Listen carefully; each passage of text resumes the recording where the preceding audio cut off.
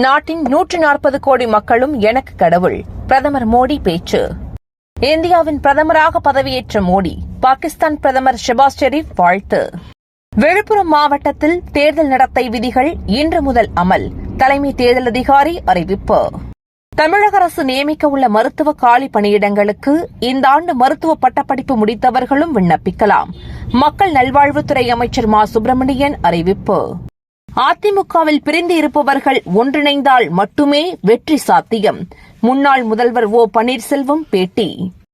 ஆதிதிராவிடர் நலத்துறையின் பெயரை மாற்றம் செய்வது குறித்த குழு பெயர் மாற்றம் செய்ய பரிந்துரைக்கவில்லை.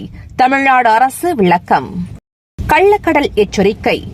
கன்னியாகுமரி மாவட்டத்தில் இன்றும் நாளையும் கடற்கரைக்கு செல்ல தடை விதிப்பு.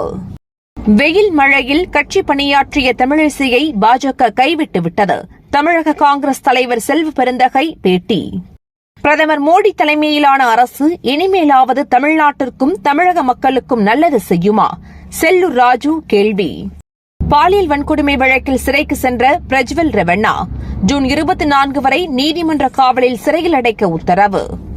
நீட் தேர்வை ரத்து செய்ய கோரிய மனு அவசர வழக்காக விசாரிக்க உச்சநீதிமன்றத்தில் முறையீடு. மணிப்பூர் தாக்குதல் துரதிருஷ்டவசமானது, கடும் கண்டனத்திற்குரியது. முதலமைச்சர் பிரேம்சிங் விமர்சனம். தொடர்ந்து 2வது முறையாக சிக்கிம் முதல்வராக பதவியேற்ற பிரேம்சிங் தமாங் அரசியல் தலைவர்கள் பாராட்டு.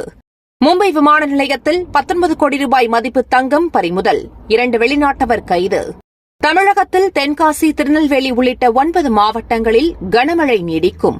வானிலை ஆய்வு மையம் தகவல். தினந்தோறும் காலை தலைப்புச் செய்திகளை உடனுக்குடன் தெரிந்து கொள்ள வணக்கம் இந்தியா நியூஸுடன் இணைந்திருங்கள்.